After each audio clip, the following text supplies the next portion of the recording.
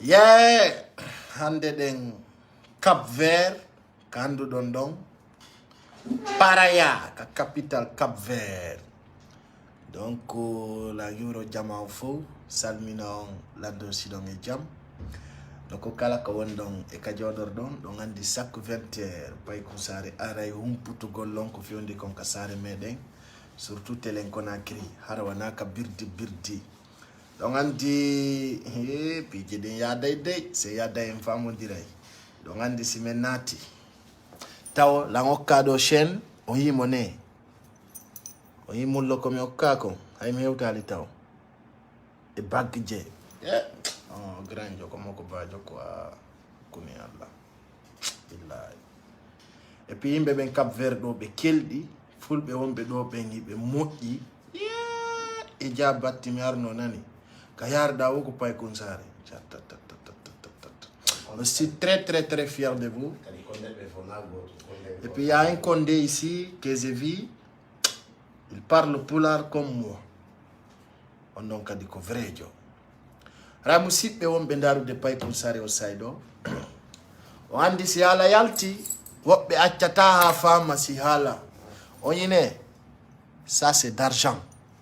Original billahi wallahi gido ma tuwa ma wadande do odo do ngandurno lange makko ayo yi odo gawo ko mi haykumo o yida odo ande kadi mi watto mo jonni lang odo o yi an argent o yi odo nyande o yi la o nyande o yi odo e dande o aray ben habi wondun do yomi walli mo ina naylan goddo wada do pay Kunsare men ni acconti gi jodo pako hare musibbe wonbe darde pay Kunsare o saydo na weltani abonné be ambe fo donc kala ka won don e ka jodor don so e pay Kunsare hande hewti Cap Vert do paraya ko mi yido kon kadi ko Toyota wadite do taxi Toyota mi auto Hyundai ko mi jogi ko mi tay dum ko taxi do jodi tungo e baawam fanki ami darningal taw mi mo hotel mi wuli taw jawgol billahi taw lawide ko mi noddi taw mo grand jogo min onon ga ko Hyundai woni taxi en e jawya kala mo darnuda do yida auto bulansi ga dun don ko taxi min la ila ajama mala yo dabbunani wallahi de man tortede to ko de ngona wadede do taxi ay mi yi dun taw min je min ni non haray do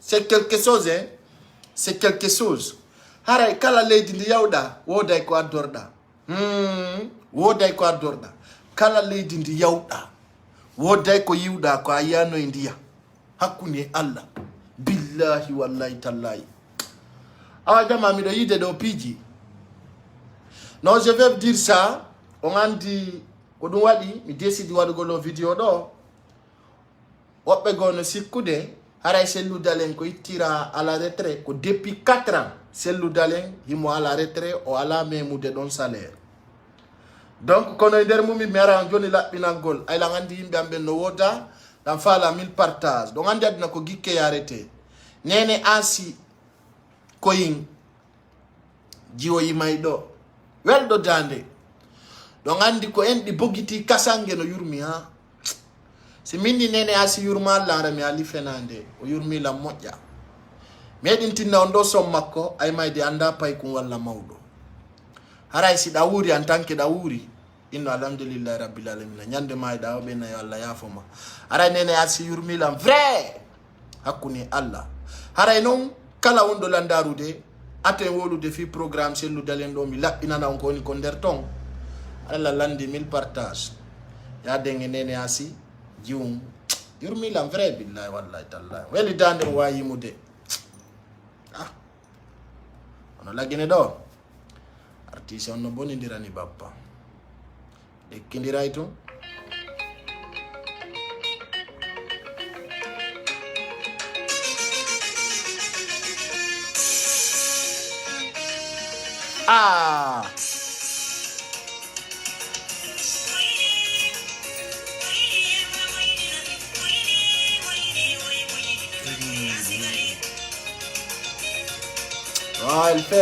il me fait pleurer au cœur.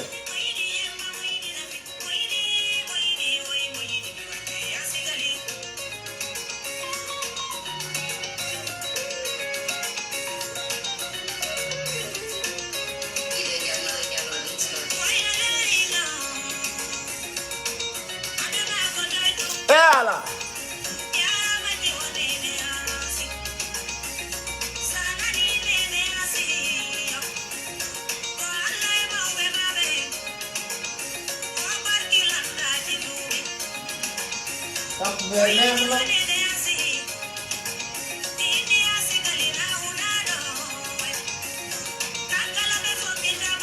Potito. Abel qui a fait beaucoup. Pendant les vacances.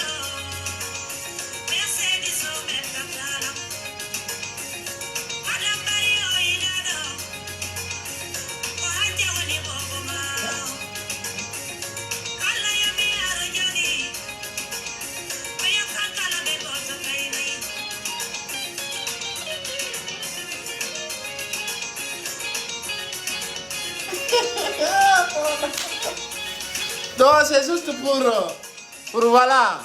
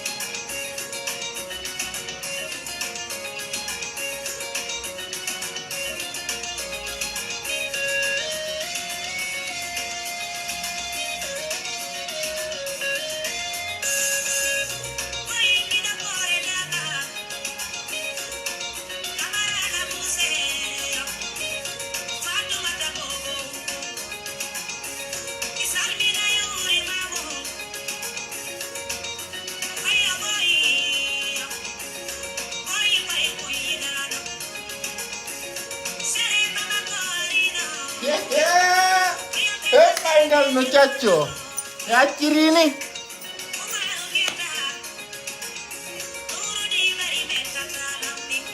Nene así.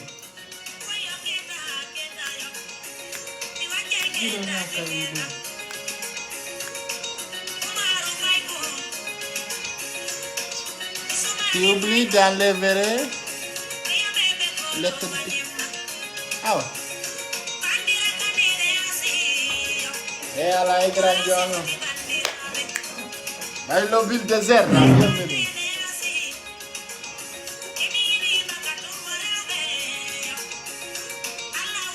Mais Cap Vert. Merci. Les fans de 800 d'abord. Moins de 2500 personnes, on ne parle pas. 1147 personnes. Donc, partagez maximum. Aujourd'hui, c'est l'information aussi très fiable. Est-ce que vous comprenez? Voilà, partagez maximum. Mais il y a un artiste domaine, vidéo domaine, yimuno okadi, surtout. Très comme ça. Ah oui. Très fier de vous. Partagez maximum. Nous sommes là aujourd'hui, c'est pour vous. Voilà. Si la marno vere ya gola ya Ameriki da ya bone be ambe ya en. Ne saidi la midet. Merci Kadiatou Diallo. El Hadji Bientôt 2000 personnes. Ouais. Grando. Wallah wadi. Ali Diallo. Ah oui. Dakar Sénégal. Nane doko Cap Vert paraya ka Toyota wada taxi. Haraka dingal pentira de na landu ko do bi. Non, mimi ala commenter. John Bayi. Voilà. Besi ni mana africain ngolo nan. Besi ni mana africain. Soasi.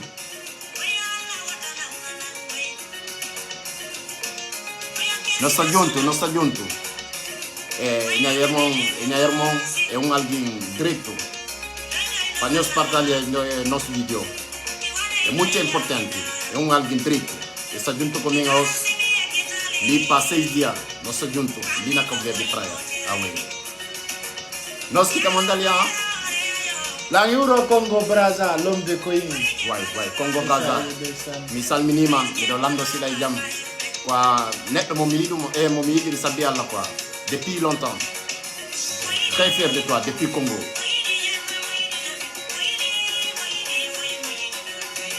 Merci beaucoup Diallo Abdoulaye avec Barry Sadio.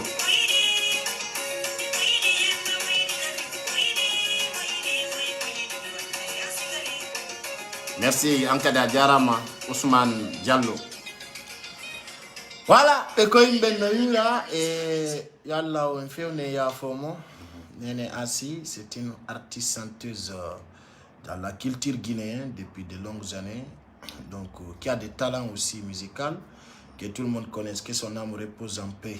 Amen, amen. Et je demande d'abord 1000 partages, parce qu'il y a 372 partages, moins de 1000 partages, on ne peut pas dénoncer beaucoup de choses. Ouais.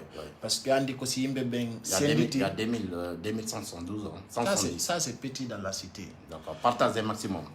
Les femmes. Il y a des gens qui nous regardent, ils disent Attends,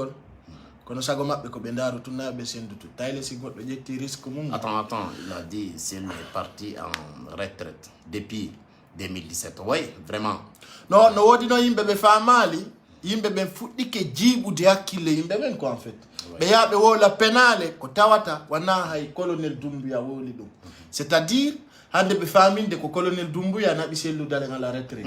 Et les actions on wana no woniri parce que yimbe ben koma be yewte be famine ko on wa ya selu dale no à la retraite. Et ko fi on dum e ko sabon parce que hande dedio be futti ke tadude Doumbouya watana bude selu dale la retraite. Kono confirma ko honno piji di yari e ayla ngandi ande wanami tu wondo baylo bil désert no do ngandi imo jonna kumpite tele ka whatsapp ka telegram no andir don non ko kotira o men kadi teddudo wawdo ala andudo ko fiondi ka parti FDG tawdo kadi moko babbento no holi mo ayon yiwno ka be suivant depuis Mozambique be yino ko feddi kon ka assemblée virtuelle tawno video jimadi e yewtere ma feddinano yeso adna lawn ka page présidentielle lu dale e tawi kadi jama on buyandi timado ko tori den taw jama on ko sendu tugol video ha o timmata 1000 partage parce que do ngandi adna ko sabu yara e wala piji buy kadi fedde Cap Vert do video ji kadi bus jama on yiyay hino do 2300 personnes la salmina jaja mu telimile a o ko gido on d'accord oni ko gido on nene goto. D'accord. C'est une sœur qui m'aime beaucoup. Madame Oumouara mais Salmini m'a depuis Télimile. Mais Télimile ben koyombe. Elle est déplacée de Conakry à Dakar juste pour me voir. Et ça me fait tout droit au cœur.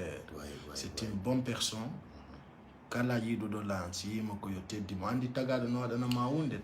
Madame Yalla Julno Baldema, Kalawanando ben Alla Julna Baldema. Obligatoire. Parce que Kokola bitum me wata. Le Télimile ben goto pet gainay. Voilà, merci beaucoup. Déjà, on a 2500 personnes, mais c'est pas ça qui compte. Faut que si tu as eu fait, il y a un présent si 2500 personnes partagent vos vidéos, dans 1 million de personnes, il y a bien sûr. Kono yimbe ben yobe accu nganya nende tabe yaw be soutena ivarien be partage vidéo ji ben be acca do siddo mabbe wolo pular ko be nanta ko ko do woni dunugol lam yawna ivarien ju hande mi ko mi guinéen hay si mi wadi vidéo si tay welalima partage bete kan hala ma don pular ko goddo nanata ko hara tawama e ko contribuer ton problème tu parles pas français. Moi je ne suis pas français hein. Non, je nais en Guinée et j'ai grandi là-bas et je parle très bien la langue pulaar.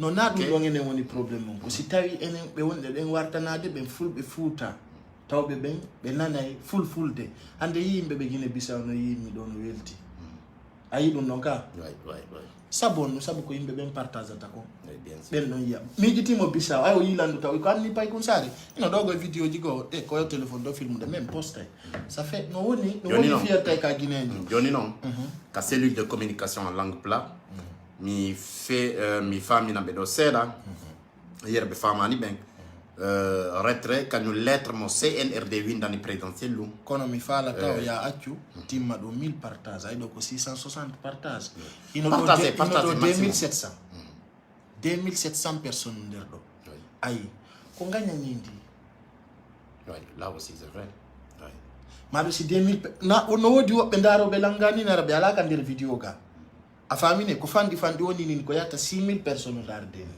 maximum a famine kono be sendu tout si to na dengal ma ouais imbe be ngedi to ma sendite partager ko dum don woni plus important hara mondon fo wawa en jentade a langue plan hara goddo landi to tako konto dum wadi exactement sanani pay kun sare ko pullo futa fo woni ko jentita ouais alla dandu mi boylagol walla mi bonnude hara bussu bonani ayne sabuna sa woli tawi aduna ngedo to ma do ardindi hakkile piji déjà 2800 de min numa jama on be wayi partage ude kono no wodi yimbe tawobe kadi ber ko mi darete ko do berde mabbe wala ki way no wodi way hara be woni jarale ko musibe meden hara ko musibe mebe ayali wobbe wono weltade be sikkude wo sellu perdi hakkunde ande famani mi ara mi fencita na on joni e dengal plateforme inshallah be ari be fan ni be yebe tadini dedi wobbe e wore fenande ko tawata be famani ko wowlako et si yewtere yewtama comment jama on fama donc je vous demande vraiment de partager d'abord cette vidéo terteng di nganyandi mo merci à tous wombe wadde kerje ben kadi wombe wadde ben kerje kambe kadi be jarama parce que kambe kadi be contribuer de tapugol ka kollu mabbe non ayka donc voilà déjà on a 945 partagez non be wono be hollam piji goddi dani wono be do mal comportement ay kono be fota jabo tako 0 3000 personnes andara 0 bobo bari tu n'as rien compris mon frère ok terto be anda ko fiondi parce que andare ko be don yawde fena weltina wobbe fiyo bumbudi be andi non sinde yewtere feƴƴido yeso 5000 personnes regarde depuis la France et ko hewta ton kadi à partir le 20 inchallah ouais merci beaucoup be andi sinde yewtere do hewti be ton hara barnamis mabbe parce que ni be yebe faminani sellu yaltinama sellu perdi koni walla koni ara le be andi wanano woniri partagez cette vidéo s'il vous plaît donc ande dum nami je hamin non s'il vous plaît partagez c'est une obligation on a combien de partagés regarde voilà si ay béton déjà on a 900 on va voir on a 945 ça reste un peu hein et regarde il y a 3000 et quelques ça reste 305 partagés hein et parti no parmi sandari ande blogueur be wado be vidéo ji be lagine fop comme toi ta jawdi avion ya ka fala o billahi vite fait pay kun sare tout way do wadde ala susu mais da fon ko birdi parce que don siko daray ko na pocho de ay ko honto de be jodo si mi décidi yawgol mi yaay don vite fait kono wadi don ko barki ji din be douane to be inna yalla wadi barkema et bonne arrivée mon frère comme Madik sans frontières et je te salue depuis Canada Madik sans frontières je suis très fier de toi Baylo Builder il te remercie très bien très fort aussi. Voilà, déjà un grand combattant. Déjà on a 1000. Pareil non et Baylo Builder hande ko yani kon ay do wanano dugol ma téléphone ko face en face hande be acca humpita dum non jamao ko on dum tigi woni ko présidentiel lu dalen naba la retraite labbinani en dum jamao e hore labal polar musibe be aray mi salmini on nokku kala kawonti ronkale lalagal aduna wombe men jentade jemma nyalon ma bimbe kiki de Baylo Builder ma weltanon avec Paykun Sare. Je suis là avec lui aujourd'hui ici Praia Cap-Vert. Ah oui. Alors aray en arta c'est la communication ka bange sengo politique yer ha ka humpiti den don. Alors aray CNRD woni ko windani kanko kanyum président plus populaire actuellement en Afrique de l'Ouest, c'est la solution de la nouvelle génération guinéenne. Alors, Haraïfi retrait ou fi retrait tour mabbe ka sengo bangé fonction publique. Comprenez très bien. La politique de ka sengo bangé fonction publique. Fonction publique. Araino comme elamino parce que ala ina jama ko ka elamino do.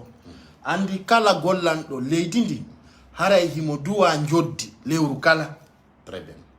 Kumara on tigi no duwa yobe de sa golla ni leydi ndi joni non ko dum don be kupi be nyande kadi be yobata sellu dalen non andiltinni depuis 2017 o ala no ka go yobede non excuse-moi hara jama famay vice président on Elhadji Fodé Ousfofana ou si vous voulez même docteur Fodé Ousfofana woni ko be répondi yimbe aduna yankobe wonbe en jentade sono be holli depuis duuɓi nayi joni hino yahude président Cellou Dalein Diallo hendaki hay lewru mabɓe ndun on fami ka sengo joddi sengo fonction publique ça déjà parce que do andi ko lamdo dundarankejo warayno dum yimbe wonno ko wondude donc présidentiel lu haccita kay no meda meda hendade joddi mabbe ndi est-ce que vous comprenez dum no yadde joni duubi nayi en fait no signifie que lettre mo CNRD windani présidentiel lu dalen jallo dum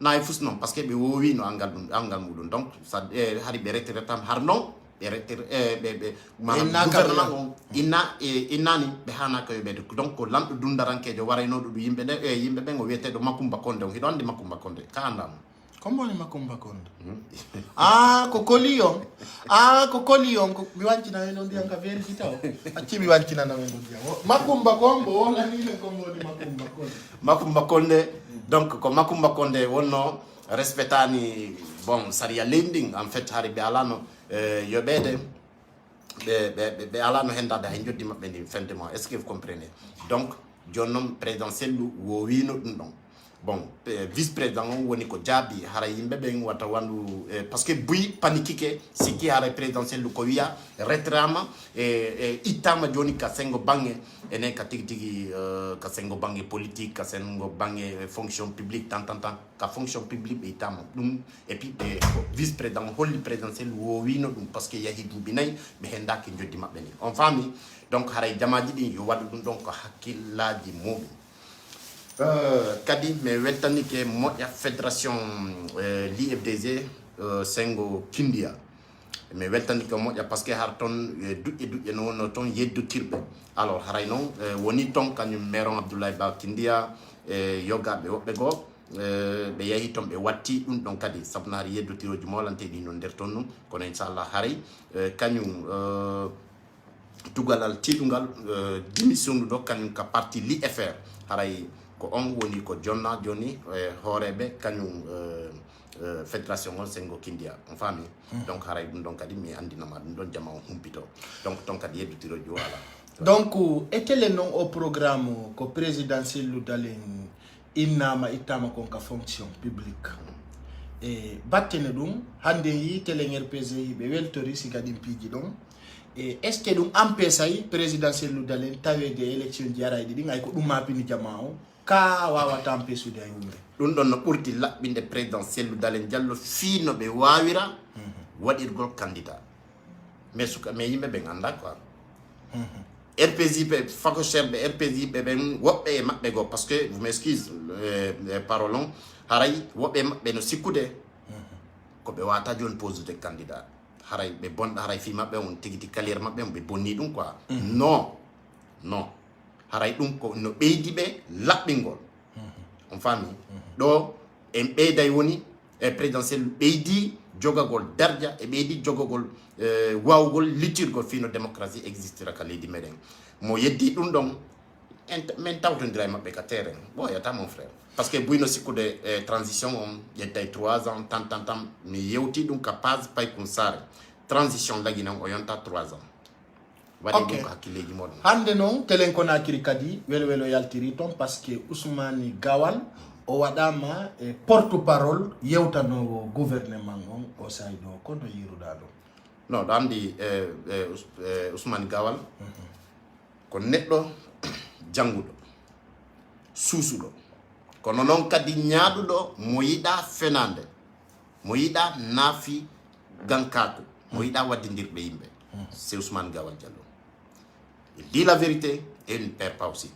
Donc quand Ousmane Gawal arrive à andondiri non kumpay kum jettu kundo fenande lamu Dumbuya hari boy ko be andondiri en fait ka Dumbuya no andi ko honnu wadi ha o jonni Ousmane Gawal Diallo haray yo wowlu e inde kañum gouvernement transition on fewndi do hande on ka leydi meden ko parce que hibe jangani dum hibe jellitani fimu et puis kadi présidentiel ko dum adduno hal finirbe ka sengo cellule de communication patron cellule de communication ka sengo bange l'IFDG vous comprenez haray ko donc ko sabu confiance e wakilare mabbe e jama kadi ko be yimbe popularité be ko yimbe ben no yidi kanyum Ousmane Gawal Diallo ko donc addi yobe nommé on poste donc kati haray musibbe wonbe darde pay ku sare mi humpita on kadi fi on burtu humpita gol kati gara onaka birdi haray non ɗo andi fenoɓe ɓen no ɗuuɗi katandi territoire men lagine ɓe nanay paftum ɓe moday ñooge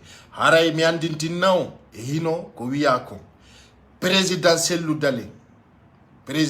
ludalen ka IFDG haray ɗon andi lanɗo leydi ndin on himo mo tawano e wonno ɓe wallitade leydi ndin depuis 1953 si je me trompe pas haray noon e nder ɗum ɗon mo golli leydi ndin hino duwa yoɓede lewru kala ko ɓe wiyata kon leyɗe porto e somme payé woɓɓe no wiya ɗum social ko ɗum wiyete somme payé woɓɓe noddira ɗum ka langue porto social woɓɓe noddira ɗum kadi somme payé joni noon e nder on somme payé ɗon haray présidentiel ludalen holliti ay ɗon andi na kanko yewti fi mum fewdo ɗo men humpitike télé en hiɓe amérique bay le bill de zerwa en confirmande haray vice président o kanko woni docteur Fodé Oussou Fofana o wi ɗum mapinaɓe ga ɓe wi ko wowtuɗo hirtede habboto ittinirde koƴe o enni kanko tawa yo nani ɗum ngalɗinama par ce que waɗi duuɓi 3 ha 4 selludalen hendaki salaire ɗum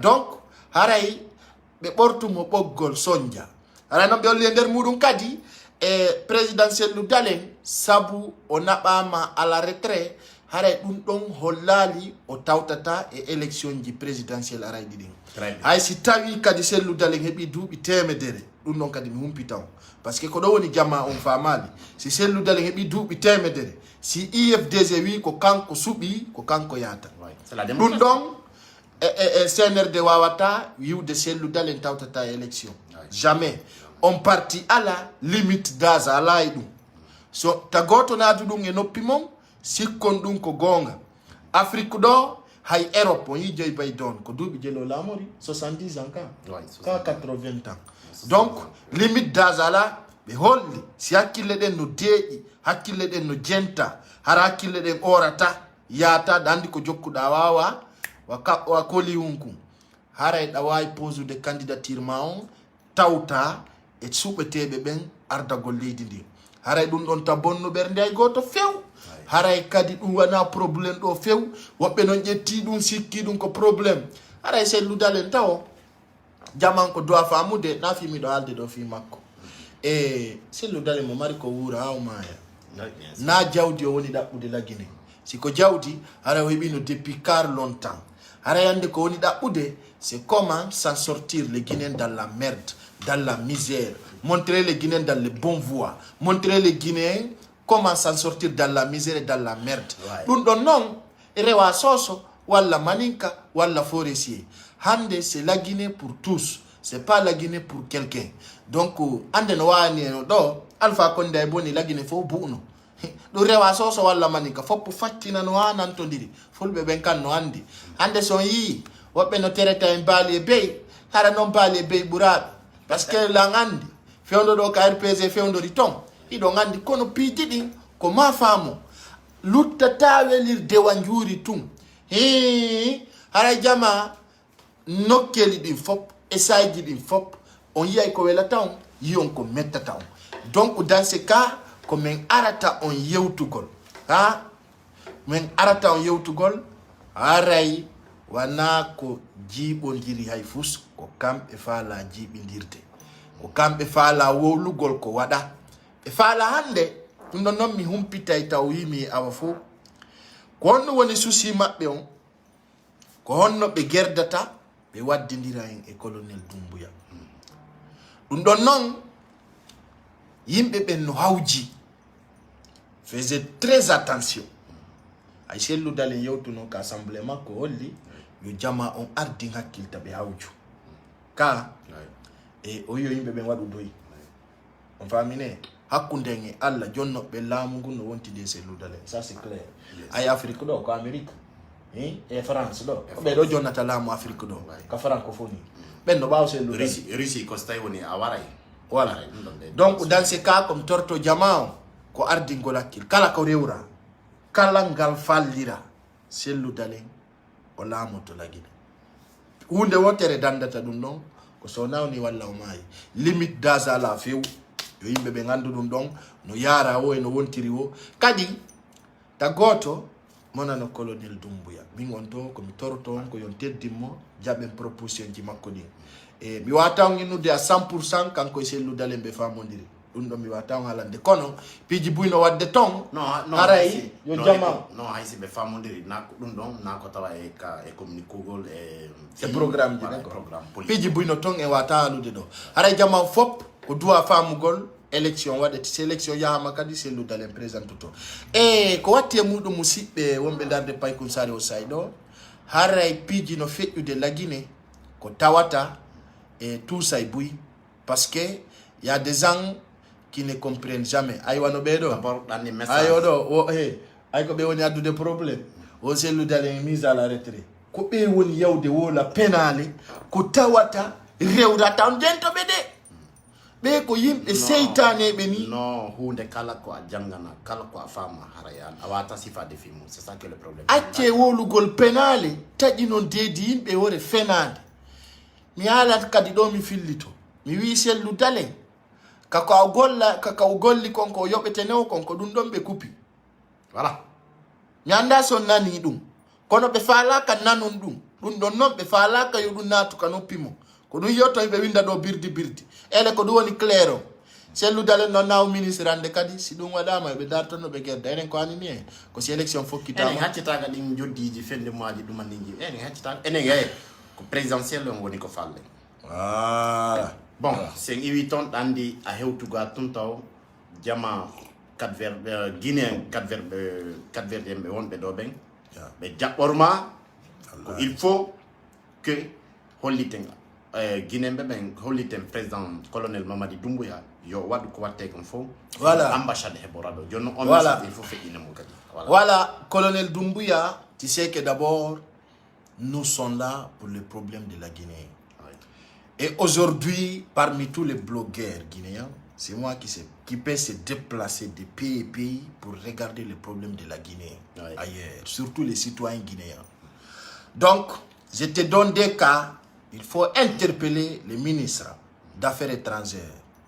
D'abord, les cas de Mauritanie, les cas de, ici, comme on appelle, Cap-Vert. D'ailleurs, les gens, les Guinéens qui vivent à Cap-Vert, ils sont un sérieux problème. Il n'y a même pas de consulat à Cap-Vert. Consulat, oui, voilà. Ko représente la Guinée do ala do. Ko ambassade Dakar on représente wonbe. Ko ambassade Dakar on do représente Guinée bebe. No yurmiya la Guinée tawata lady tawori ande lendi no wada barki jama no wodi kangi no wodi. Ande sanati ender Cap-Vert do atawai do no budi la Guinée. Di fap. Billahi wallahi tallahi. Ara non ko toroto den colonel Doumbouya de penser aux aventuriers qui sont là. Les aventuriers be tampuɓe, les aventuriers be jodi be do en Cap-Vert. Et be wallitoɓe be heɓa consulat, be heɓa kadi ambassadeur. Même chose aussi en Mauritanie. Ko watte donc ara la ngandi samedi walla dimanche kala guinéen jo wonɗo ɗo e Cap-Vert. Mais mari mojo bere si me yidi président on do e me wawa yidude e guinéɓe ɓen fof mi hewrodira wodi kadi vidéo ji buyande kam fotti e guinéɓe ɗi mi montata mi postana on ɗo ara musidɓe wonɓe darde Paykun Sare la weltani o kotirawo men baylo bulldozer a yadno ko sabu min kala weltanima sa yi mi ari Cap-Vert ɗo e iɗa woni sabu e piiji buy sina ɗo min mi yata ka won ɗo e mais sabu komi ari ɗo kon ɓeydi lampuy mi yi piiji buy ono Cap-Vert ɗo de no laba ane kadi jama natugol ɗo ko hajude jama mi ari ha ka aéroport kono fi ko Allah watta kon Paykun Sare wana bananaru ka hakkunde Allah kala citoyen jo Guinée jo natuɗo Cap-Vert pour la première fois tamini misumo et puis j'étais les premiers passagers, j'étais parmi les premiers passagers de sortir kono he c'est vrai grand ko avion mun no wulbini ane transfer ko wala war hi grand la ilaha Allah limi ko notipi grand no ga no wulbini de ala e don kono non no wadi pinewo ley hono ayano pinewo ley pinewo yon e mi ci kono pinewo no ley hara singal dipike dum manoto ko gidi gata kombo no écoute kombo wi no ma télévision no der son nangi no mi tele no to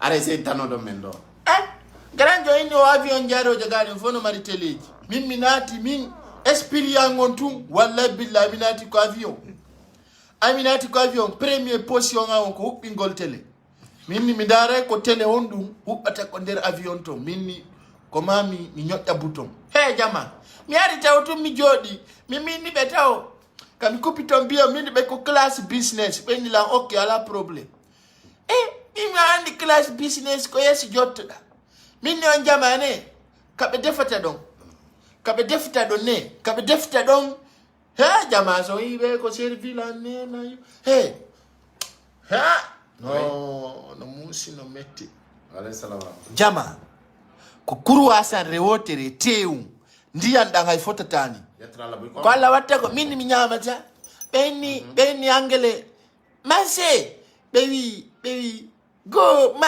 minni mi nyamata ko fandi ko après be danilan kasi un koka woni tiwu e koka kono mi holla yon programme on jama sare falla ide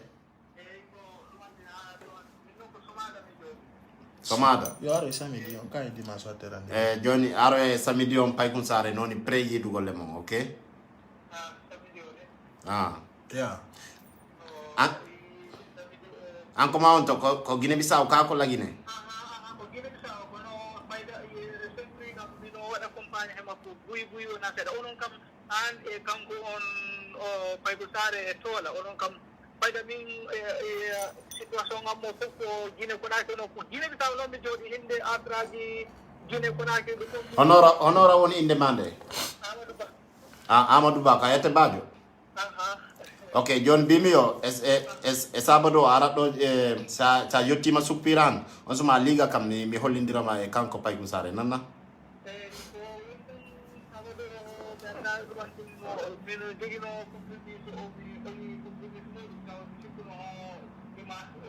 ya patele ok ho fala man dimanche awa arde dum kala ngala problème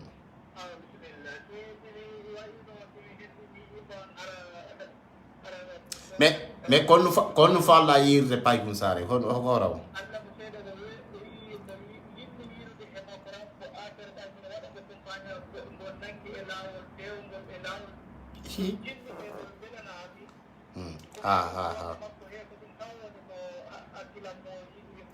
awela na moniran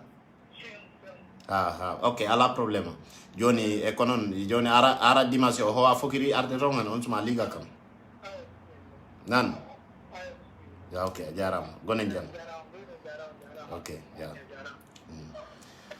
voilà donc ander mi anda Guinée be no dudiri di Cap Vert odo ko mo Guinea Bissau o holli taw ate mi on yafoto mi lebana musibam gombe Guinea Bissau be wombe me larde do haray ko non do mi anda annan fulo ko ndare do wow lu pula e ko pula womi lebde do kala e pula donc haray musibam ben gombe Guinea Bissau wurbe Cap Vert do haray mi salmini on piu on falama ide kanko pay kun sare am on liga kam ka numéro am 522 31 37 on falama mo jidam on suma garat supira tonde on wawa kawde makko nani mi do gondi e makko do enen gondi e makko do ha ko yara un sumana ok voilà haray mi salmini on mi do weltano fata souvent ok continue voilà musibbe aray Cap Vert do mi yali tele ka avion non ayna mi fen mi daru no ha mi dari ha mi fala sorde kale jullere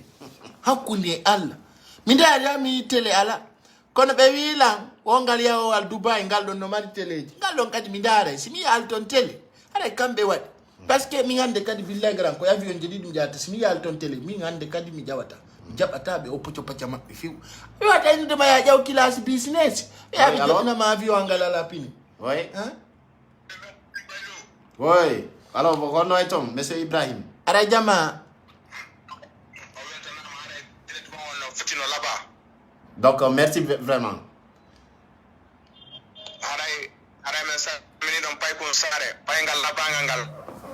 merci ara non kad men salmini on ton compte on ti don fendo do murtani ka compte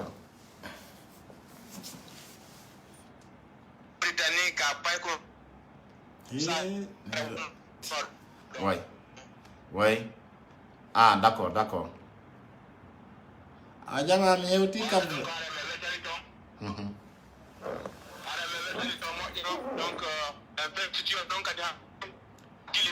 Merci, c'est Ousmane, comment dire, Ibrahima Tanou Diallo, un grand combattant wontiro sengo murtani haray ko kanko no dimendo yidirlo men kadi sabi Allah et puis kadi wakili do ka kene e ka gundo fi soutenugol président Cellou Dalein Diallo dum don non haray meden andodiri wana commentugol mo hore fenande donc haray kanko Ousmane meden hawti mouvement di buy janto do lan kadi moƴƴa ko wana seda merci vraiment Imbe no de do nga. Ouais. Oh, tête de mort là. Oh, as-tu mon auto? Oui, alors? Ça va, alhamdulillah. Meden praia plateau. Voilà.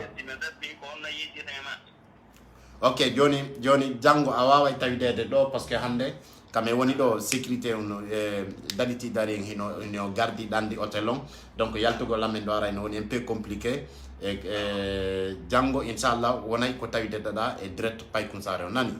Ok, et puis me fala da organiser vraiment on va kanko to de na udika kale di ko yite tunga le jike. D'accord, il y a pas de problème. Ok, merci vraiment. Ok, Johnny Oui, Johnny Django, Inch'Allah. Ok, merci. Voilà.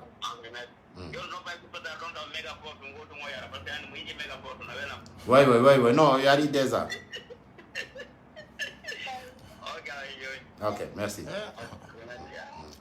Voilà. Grâce, ni meji kala ko mi hay kapullo futa wadi mi don. Sai kapullo futa tambiti la fo jogi teddungal. mi huda do min pay kunsare ko ay ki fi pullo futa. He ko kala tindi do pullo mi sekitani. Ko du wonto. Ha fi pullo futa. Zemangas mi euro kadi peti wanko kanko gido fulbe. La euro min kadi Amadou Bella Marseille Asleng. Adna ko sabu ya avec madame Binta Kalim Diallo depuis la France. Hey jama, mi do arde Europe.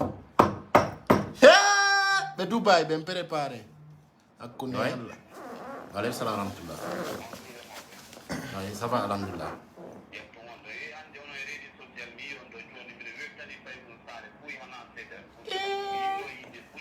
Ah. Aliou Balde Guinéense Guinée-Bissau Kaumar Sissoko Ndalo. Ouais, ok.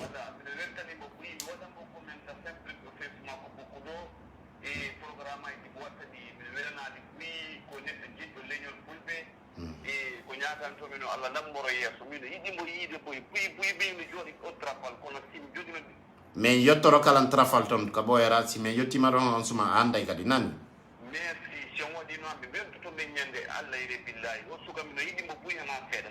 Ala problème.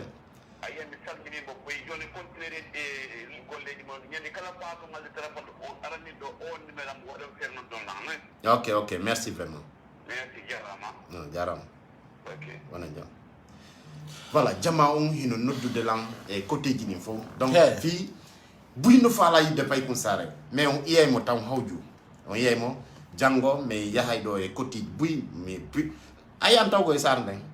Ay sare comme problème e voiture mo yiga be surtout taximan be on na ay kan grand ko wana ko mi woni mentor de Dakar. Hey, je vous dis hakuni la inda elle entrado ko taxi. Billah, n'a pas gagné. Les voitures qui vendent de 50 millions de francs. Oui. Inda elle entrado Toyota Corolla. Toyota, ouais. Don taxi ma. La ilaha illa. Mi ngandi tawtungo mi jodi billahi wallahi tallahi. Na mere ay non kanatugol do be addani lam ferunga azete. Beni woko yo mi sofu. Mais attention, kon no nyamu ka nder volta moƴƴa non ka. Ye gram billahi wallahi tallahi ne simi ala ni may nanta mane. Ino dogo yabbo mi holle. Ay fendo wo pati mun ko nyanne. Hakuni Allah. Ingo la filmi ko be wadi mi ko ngi on avion. Mi jawi tay ko wadi. Be akema. Be jonnani ma nyamete nder. No be dun non de be jonni la kon na buy ko gokkunni. Jonno ko lu fal. non fanno la ko yudu jama ndare do nane ndare ko be jonni mi ko ino do nda ko gokkunni be wade o yi ko kun tiwundo e kun kasi undo kono be jonnirte do goddo wano moko bawana yoyo ittuko je mini be yanna baba ko yarani be dum hakkuni alla be o yi non après be beydani o yi be beydani mi après mini memata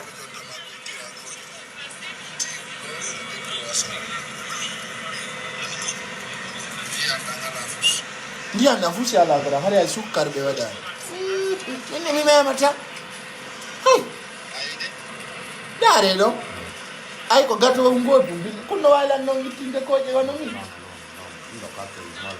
ha e mari hakkea de woko ya hal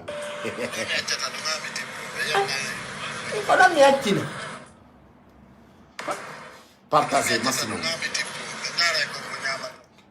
ini be dare ko ba in regata ay no mi nyamata be be dani mi non ko kaw après be addi ko kaw mi ngar mi nyami sabu dum no ay ha ona wata jawni de goddo avion adana mo kasi wodi kasi ngoto min ma sai be no serva be ya sadaka oui alors memata oui ça va très bien mais hal wadu ko yaayu parce que meden en direct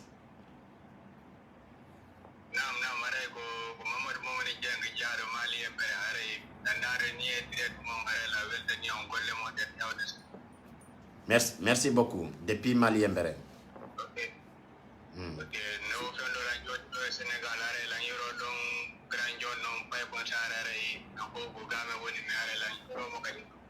Ok, il n'y a pas de problème. Merci vraiment. Ok. Mais weltani ke manani. Ok. Onon kadi jange français. Onon kadi ya jango pular, onon won bende ben parle en français. Mi si aja yanne français non de way womi wola amen famundira. Anga ko ajuma la fala nande ko mi wolta ko. Ya janga pular. D'abord, écoute. Et puis do hande pay musare hala anglais.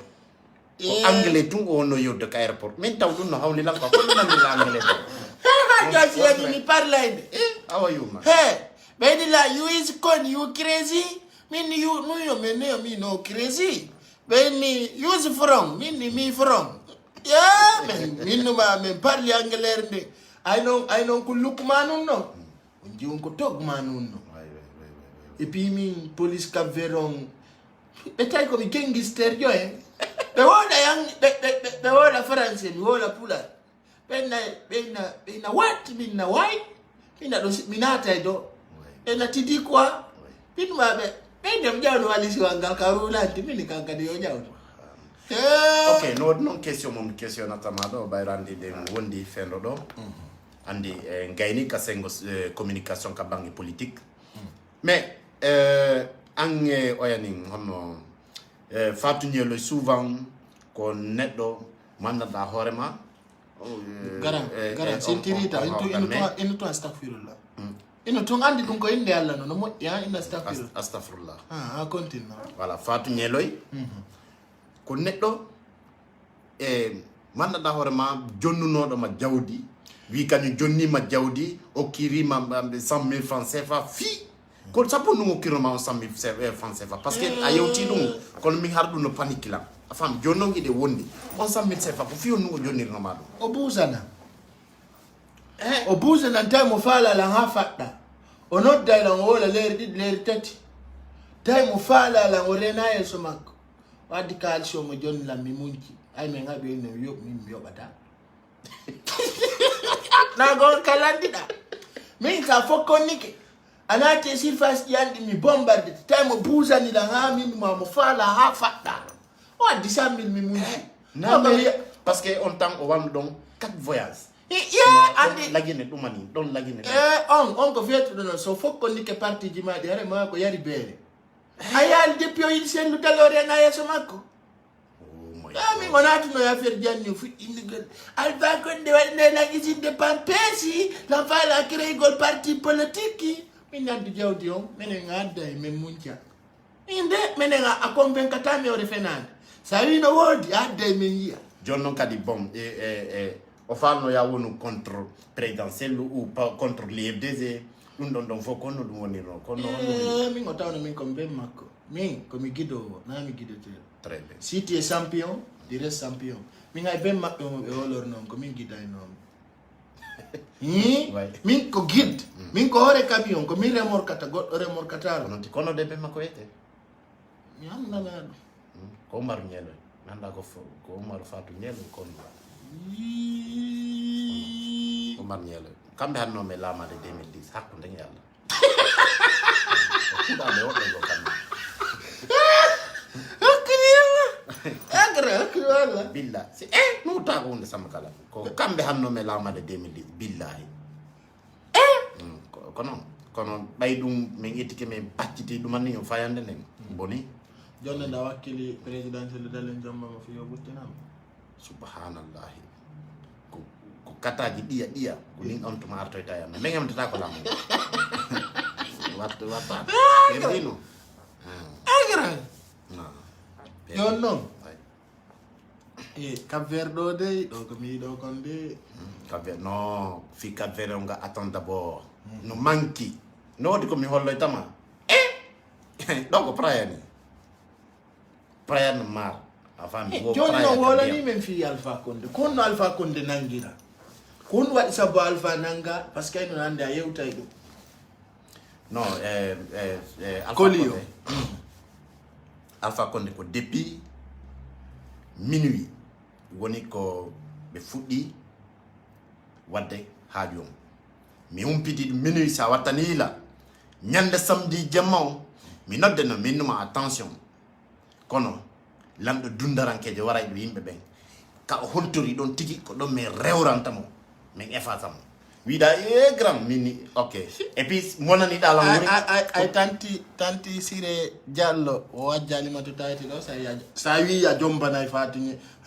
ɓeeɗa Fatiñe luy min dona mi wowli hen ko an dowi na woni ɗum nani ni jombanay ɓe tanti Siré ko ɗo haalinani min nami haalide nani ni joni a yedde non écoute sa fala yiltintinnayi koye vidéo mbawga non yen ka sije men e tawta combo taw madame Siré yewtan landa na kamɓe ni ndar ɗo commentaire maɓɓe ko kamɓe de ni wajjalima to tawti ɗon min ɗo na min ɓe wi mama nandilam kamɓe ɓe andi min ɗo mi wolal ɗum nani min naɗo sel dale jombu goɗɗo de min gananiral lan ɗum voilà gasi donc lamɗo dundarankeje on ɓe hewtu ɓe préparani ɗum depuis minuit 9h ou 10h comme ça bimbi jaman ko yiɗon kon ɗum hari haaju lannino Alpha Condé o sikkuno mo ƴoƴi kaw holtori ɗon ka gundo makko kaw suuɗori ɗon ko ɓeynata ɗon a wayra baremano nanga bare ma nangi voilà tan ɗandi compte mi ɗayni ɓe min ɗayni ɓe coronavirus on ko ari tum ɓe fuɗɗi ɓarode no ko coronavirus on haɗi men gollude no ko coronavirus on tan non élection ji ɗi waɗay kono woyi kono e fermé frontiére ji ɗin ɓe fuɗɗi ɗumannude armée lagine ɗen no ton moƴƴuɓe à 65% armée lagine ɗen ɓe ala probléme on faami armée famodirino e maɓɓe woɓɓe e maɓɓe ton fi pacingol Alpha ɓe wi men resto kaɓe ɓen yo waɗe doyi on faami piji ɗi ƴettodira min accawo laami mi nodduma ɗo kadi en traite min numa pay sara wiɗa woyi min numa bon wiɗa grand a wi noon Alpha Condé laamotako kono joni o laamike kono mi jaabinoma na mi jallo min numa si o laamike hitande wat a yiyatalan ka réseaux sociaux ka ñande o heñña jogende nan idila noddude ɗo par ce que miɗo andi martatano o sukki o pii o barmini o seki ala ko waɗan guinéɓe ɓe ƴettuɗo kala yawiɗo saare karamo ko Alpha mo labbe yawɗo tawi mokkobaɓe tedduɓe ganduɗo ɓe newiɓe ka nder juulirde ka saare karam ko Alpha mo labbe tigi fettina ton ñamako ukkaɓe bambeto nanga mokkobajo hellifaɗo Alpha Condé no wuɗa koye ko feetuɗo Alpha Condé bebini guine ha momo kala daari nokku goto o weccini guine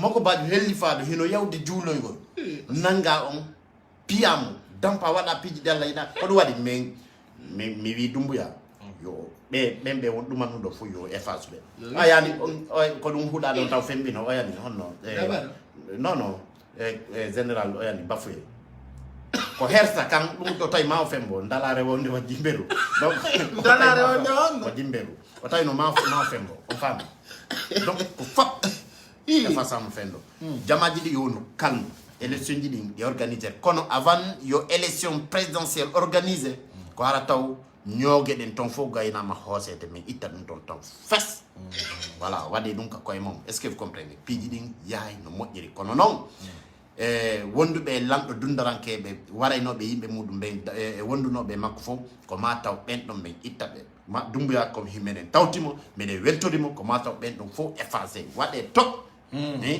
après non c'est élection di organiser kere organiser élection di no satti c'est dio ben en holtorta ben holorabe kadi Dumbuya ko wala nebe kanko sokka jode c'est ça armée sous région do ala suydo armée meden mo fijiri Dumbuya ton haraya fijiri balle mari kira wari o yana yo mosa amedi de Dumbuya no jalla no wala no mosa amedi de mo hala maninka o video mo be maninka be wi hodkine ari hiwrimo hido yewta man andi dum kad wanno polémique bi fasendita réseaux sociaux fo on video hari wadi avant le coup d'état famille sina dum jamais discours makko fo o wolta man hala janano ko français tout il y a en Guinée mais la grande commanderie à Paris en France ko ton woni ko mawni ton mo ñandi ton mo andi famille mais problème di lagini di fo affaire li yag nga fop Kasori Fofana et Alpha Condé et Damoro et Albert Damantan Camara ko be do bonni lendi Mamad Silla patron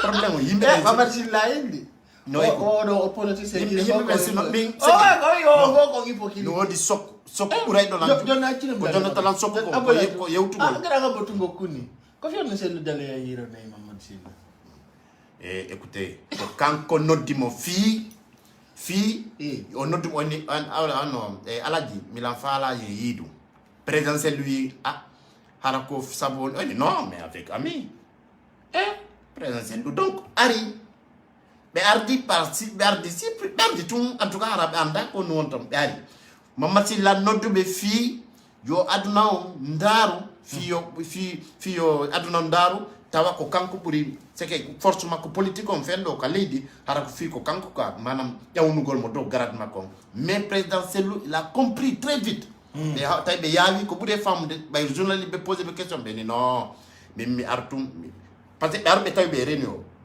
si la patronne nodir be fi président Sellu aru tawe ka réunion kono be wiani président Sellu avant de barde ha ko réunion mi nodirma ko fi sembingol affaire réunion mabbe on fi yo kanko Mamad Silla patrona ngi nyanda kinel fi yo njand fi yo politique makon dardu quoi inde makone alors présidentiel baybe poser des questions de holli no bay bari be tay be anderton be mi ardani do e inde inde parti l'IFDG ou kanum anadonde mi aru en tant que ami Mamad Silla patrona ngi moni on suma bawuri kadi ndey hore wa ngayna kojo onno kadi duma seytini en famille opposition bu seytini fi sembingol be non présidentiel ko wi mi aran do fi ren yo et puis c'est la vérité voilà donc kadi andi wanno polémique bu yara yimbe be yo duma dum ka akilaji mabbe merci voilà aussi mais are do ngandi saji di fop kon en continue ka en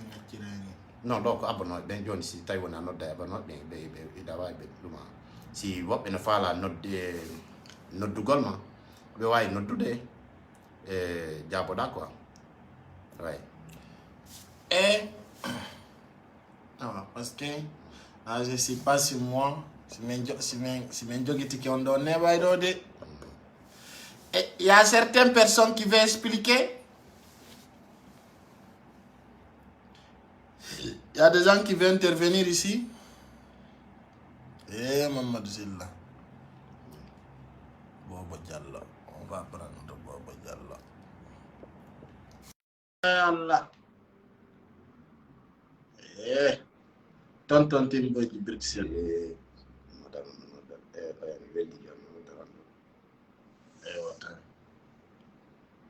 ombo waduma way Hadja Aïssatou Diallo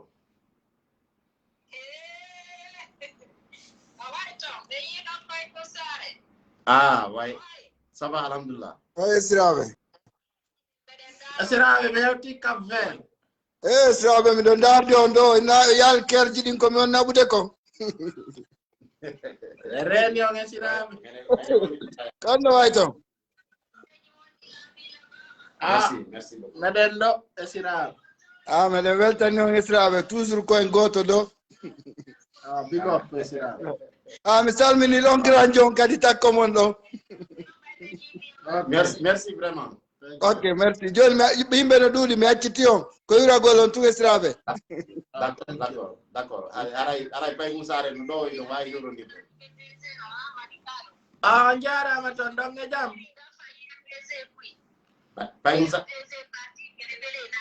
awa ok pay musare no jentima jarama albarka ok Allah ibe be nodde non demande jini buy appelle accino yara Bruxelles nan min ka Bruxelles to wala tan ko wer mari nafa mais Australie ben min li ko Bruxelles mi fokkitiri whatsapp bro hey Pai Kunsare you speak talk me English hey how are you Pai Kunsare Pai Kunsare I'm fine. Mi do titre ma parce que min darano maka fukkorde ko joni mi titre ma on kono titre ma on kono winduda donc winduda sellude lengitta maka duma on winduda ka titre ma oui ça va titre on dari titre ma on ko min go yindi min ni hande kadi be wi be yobata selludalen ka fonction publique andi o go pendant des années golmongo ko fiyo go golmongo ok o darmi famali beni non joni hande be kupi beni o be kupi dum do hande kadi be jonnata mo salaire fonction publique ko be nabi mo la retraite fi dum do hande kadi fonction publique ko kono famille nande ari jama na fi ari no wabbe no famille nande jama ha be sispandi selludalen fi to présenter élection présidentielle wana no min ko non mi famille min ko non hala min ko non mi famille pay awanano woniri awanon be wonbe faminde du yimbe be jama wanano woniri be ittumo ka fonction publique andi fere do li be itti 6000 be itti ni 6300 personnes ila ngala explicante ok abola sedani ay sa ko pa allo no halwam on jarama don ne jam no marsude ni nadange jama men nati e Cap Vert gaddu yettude Allah walla jarama so jahi ko fejjiti avion ko wanno to wa jola nan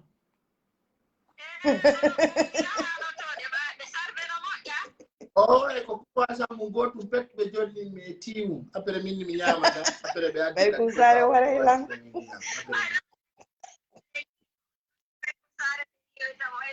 Motier bifu Hola tike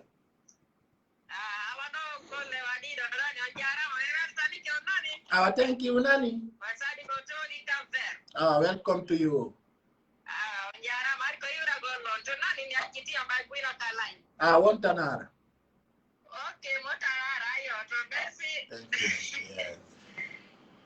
wala mi explica na ma ayang ang awana tetu koko angay mo yima modi mano yiduma si goddo tawta do ngare ko kanko andi to mi tay kay no ngol lanci yara do candidat jono Pai Kunsare hal na ni da halwi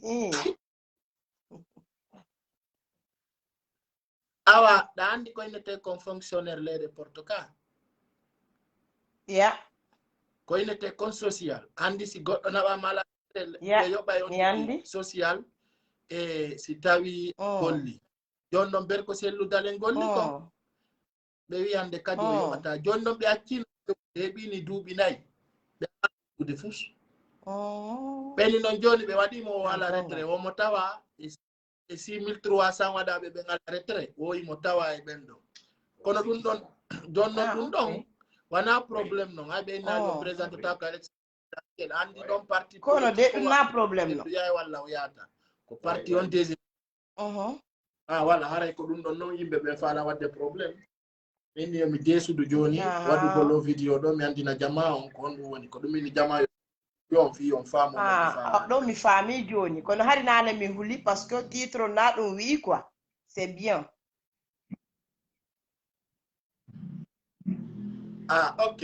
Jona imbi do kado sen jididi. No, o do la mari mo sen go to. No foti fu. No foti fu pa kunsare. Atampa no avion.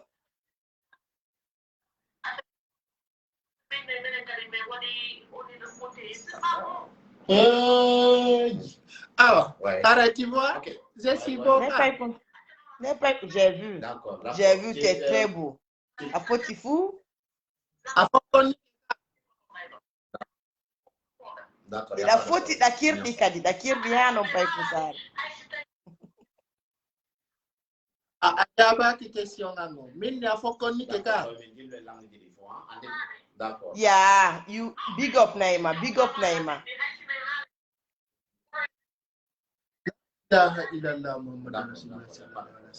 You speak Pular? Yeah, I speak English too, Pai Konsare. You look so cute and handsome. You love you. You love you, me, you love you. I love it so much. I love it so much. It's so cute on you. I love it. No, so much. But love you. It's very good. I love you so much. Yeah, it's very good. It's very good, Pai Konsare. I love everything about you. You talk. Listen, I love everything about you. Me, you know, let it to me. Me no brother. You love you, me too. Welcome. No love you too. No welcome. You so funny, Pai Konsare. You so funny. We are you, bro. I couldn't know. Voilà. Every problem. Kono be do kadi woni waajade menen min do ko pulati wolta mawno fala mo langele wala sidwa on tigina be la lek awa mawa jallo holli aray do e jillor lang jidin go mané donc d'abord min do mi jillata non ka bangi politique il faut les en comprendre wana communicant de kasengo politique ka surtout ka salo ye des no ton communicant en sous comment dire Maniké, Gierse, Landuma, Konya, même Badjeranke, Akundara. Moi, je nais à Kundara et j'ai grandi là-bas. Ok. Non, écoute. Même yo tay langue di info. Si me yo tout des filles, si me yo tengal me tengal. Parce que nous et même dans notre mara femme ta bien français en famille. Surtout wana madame wana ya wita gol mo kono ay o famani. Ofamani non jangi ko famille oui mais kono famani awa ko be konu pulat filti no ko be yewti donc on famille donc aray na mawni tinari de weltano jamaji fo mo jangi de merci mo jangi de o famille de maintenant ko comme a famille ka mi famille pay pour ça. I understood everything. It's good. Oh, thank you. Yeah, big up Naima. Mi la di pular mangal pay kunsare. Pular mangal no foti ya wadu pular. Fala do ina no pular. Mi do tipa de Bruxelles ko boya. Kono marana. Me en habbi ma ko toli manani. Awanani. Atondi la. Sahari not there la men jindina ma seda. Min non min kay église tanabiran ton gardi nord mi yarta to men nabirtama ton ko terviren mi addirtama kam mi wondi ga terviren mi addirtama mi yami jindina ma mi ƴawna ma e train jeɗen e avion jeɗen fo artu ɓeɗen habbi mana kono susatalan kono ɓayno nga susata avion jeren ko ɗum ɗon toni probléme o na avion mi ari ɗo kono hande harɗa huli ka en giɗore dow anda Allah ko goto kera wara hula ko gonga de ko gonga kono fus waɗatama meɗen habbi mana wala fokkiti Dubai ɗo ko tolima meɗen habbima pay kon sare ok bye ok bye bye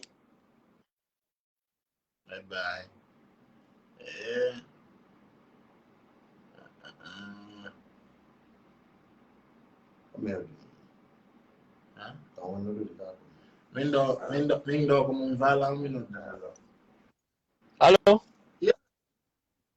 kono e miña ɗo Cap Vert kono ɗum fewndi to a yewti e jam a yewti e jam e pinini miɗo wonɗo yewtel li feetungi a wuro kono ɗum fewndi to ko ñama yara han ayni noon tasuma ko no fande a yaltini ko mi kun ɗon hanno landitoɗa kadi yoɓe ɓeydane a wawno nu landitade inna ɓe ɓeyditane croissant kadi ɓeydi o kamɓe c'est pour que bo no wawi a yewti e jam mi hande kadi ko min mi jawata e kum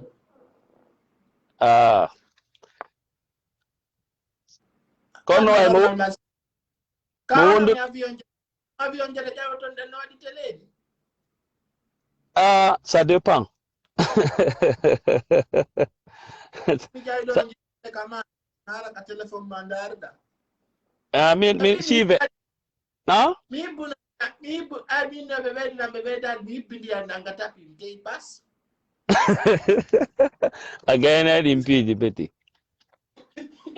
a gaynaɗi piiji komin moto mi hibbi ndiyan nami tapi o jippi ka avion wonni kadi woyo ɓe jonnumo ñiri makko ndi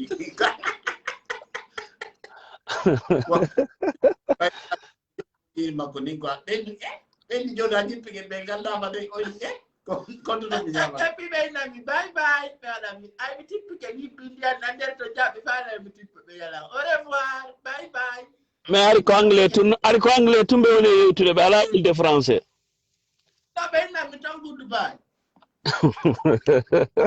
no. Goodbye. C'est bien ça. Yo Allah nawri so ɓaya hewti e jan c'est bien. Miɗo arde ton à partir de 25 so gasa. Meɗen habbima. Welcome. Men tourna yaɗuna aɓe anda na ben goto jeeya avion jeɗe. Si Allah jaɓi welcome. Welcome to you. A salmina. Ok, merci miɗo yuromo ɗon o yaha onno kotira men on ɗo miɗo yuromo ɗon. Ok, thank you. Merci. Kiko weli fotiko.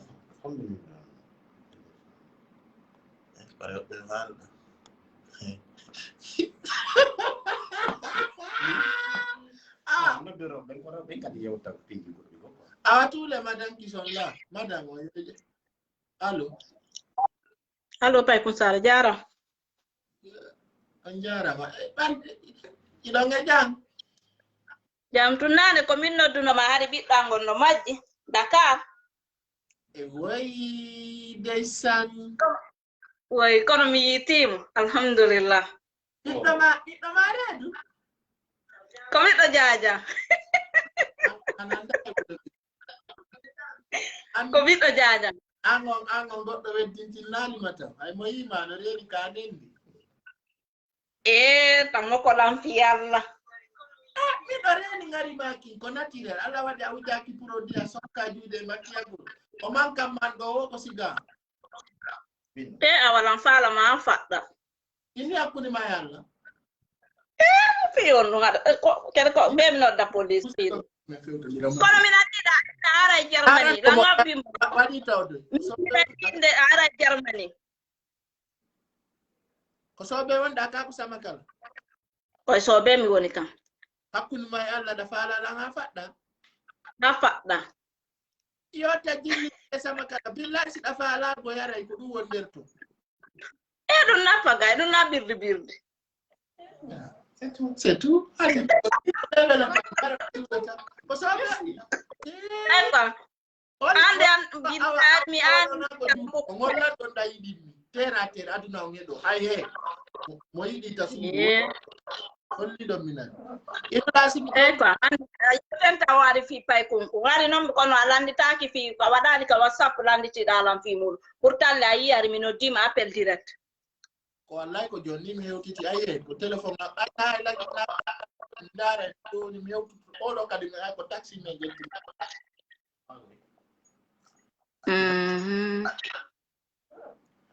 oɗo woɗa laba ayna ngari yangay ande laba ya nafa ya ko merci kamɓe kadi men hiɓe laba minen ka fi sellutale yewtete woora meɗen ɗon ari noon min mi ani ɓawa mi nani ɓe enna o ɓe ɗumannike mo ɓe ara mi sikki ɓe o ɓe inni hande kadi o présente tako ko ɗum hari an ni la non c'est pas vrai ko fenade ayla ko ɗum ay ko ɗum yalamma ko ɗum ɗi maɓɓini jama wona ayde alhamdulillah yalla warani fati ɓerɓe ko famñelo e golle makko ni Allah wara fatu mi yi noon ko debbo mo waɗata mi anda ko way quoi billah oɓe yoɓe ɗaɓɓumo yo ka way siko fe o feeti goy billahi fatuñelo feeti mi nani noon ko sellu waɗanimo kañum kadi plante ka ko goɗɗum ko gonga selludale waɗana on plaintif yon na o fenay woni ko o yennu imamuɓe ɓen amérique ɓen ayno mari ɓiɓɓe darne haymo ka saria o yahi o wi ko selludale hay ko sellude yawi andinini bebinɗo mo o ko sellu a yalayde mo fesa koni waynude ko sellu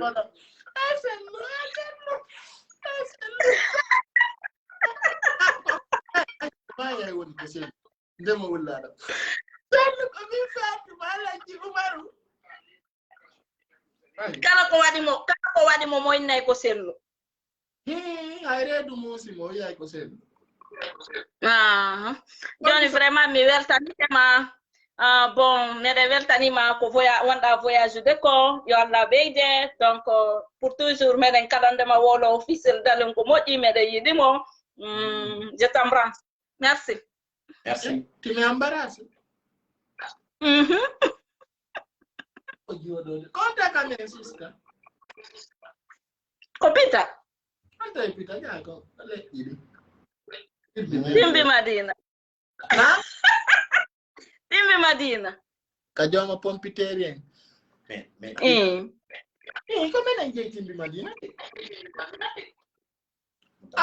ndaran ɗo moƴƴa simi ɗo wele si a neɓini no ara a perdide miɗo andi woɓɓe wino amérique fima an kay noon dawa yiwde alman mbiye seera awa gasina probléme joni ko concours me ay ɓe ɓeɗa ndar pas de faveur ko concours ne yo ayɓe maɓe yo ndarude ɓe wi gorko ko pays ko marɗo mbuɗi o waɗa projet darna cuuɗi waɗa usine ni planta mango e lemunne moƴƴinamo ɗum gollati leydi waɗa engrais gorko ko pays jeɗɗi oseya aɗa jangal ɗum ka l'école ne mi jangal ɗum ka l'école awa va étudier dans mon nouveau livre l'homme c'est un pays qui va mettre des projets sur l'homme non ñande jannguɗa o livre an a tawa gorko ko pays quoi billahi wallahi il faut bien étudier min hajo min komi gorko haccu an ala e mbuɗi debbo yiɗa ne a waɗon moƴƴi min yiɗan tu yiɗalan ha waluɗa hara kala ka woni hara ko min tuyata a waɗon moƴƴi joni yo waynodire mbarayna min tun ara e yewti après mi bete ka privé si Allah jaɓi merci beaucoup yaɗa yiɗi mi waynodire an a yiɗu waynodire ngande non joni privé min numa so yahi ka privé to jama hutoto Ne, awaga sina problem. Andi kisa jama andi kono yimbe si be woli dama fo di woko be atti ay non be hore du wonde way non dinde do ara jama no abbi do resultat ngare Jon mi ay Senegal tuma wo retour ma Senegal wo mi ya tawete to arata ka ko hore ma wonda aran ay dun non ka labu kama mi wona yaade aw mo i allam torki alla yalla ko rek gubbi ara goto ka manan Abu Zani lanka moƴƴano ha faɗɗa ari ni kan nokkede conseil yiɗo wanda ko payti no problem okay bye Merci vraiment. Minna bono be ambe love you nani Vai usare un po' io. be angola be ngonjara ma was boroda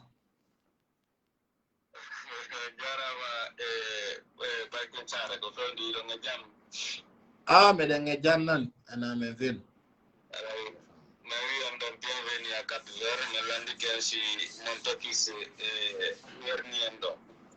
do kay si na weri nani hakuni Allah si buri do tumara tanannaki ko don ara nyayi benvindo merci beaucoup donc mais noton ko ira golomba appel tidin no dodi jara ko ngoto inshallah Ok, obrigado. merci Sta giunto. ok Reo pengalande arde ka reo le fam o bello bilde zero kanko ko reo pe wolte don Dammo ko orbe ko lande ko ben fala YouTube. wande ko reo be donon ko kaccatu woni larde y a pas de femmes devant 2700 personnes, y a pas de femmes. S'il y a des femmes, elles n'ont qu'à se présenter. Y a bébé yaw kere ya kontu jire bébé ara. Son kere do kontu jire be ngari to mi jetta ya. Mi jetta. O ko sonna ben jettete. Très clair.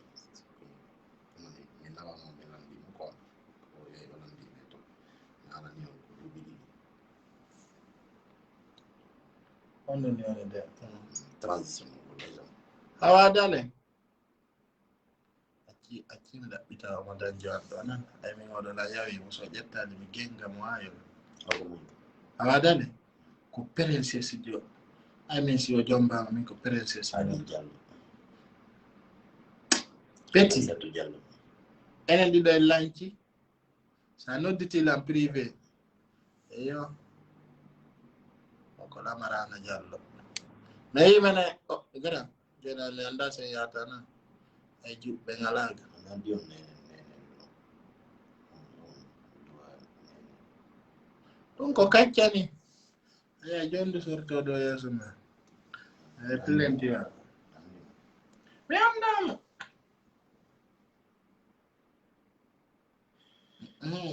Akani la mara madala bato. Aki me ben mon pété belanti. Ay. Donc jama ana men ton gondo tum mi yewti on information mo. Imbe be ya éditeur donc on se retrouve demain soir à partir de 21h inchallah. Je vous embarrasse et restez connectés pour toujours. Mi halani onde si rebe ngarali mi